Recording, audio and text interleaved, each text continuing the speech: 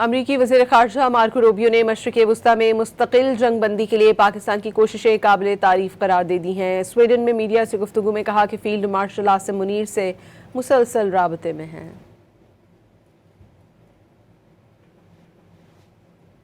Primary interlocutor on this has been Pakistan and continues to be, and they've done I think an admirable job, and that's what we continue to work through. Obviously other countries have interests, because especially Gulf countries that are in the middle of all this may have their own situation going on. We talk to all of them, but I would just say that the primary country we've been working with on all of this is Pakistan, and that remains the case. अमरीकी वज़ीर ख़ारजा Marco Rubio ने मशरिक़ वुस्ता में मुस्तकिल जंग बंदी के लिए पाकिस्तान की कोशिशें काबिल तारीफ़ करार दे दी हैं। स्वीडन में मीडिया से गुफ्तगू में कहा कि फील्ड मार्शल आसिम मुनीर से मुसलसल राबते में हैं।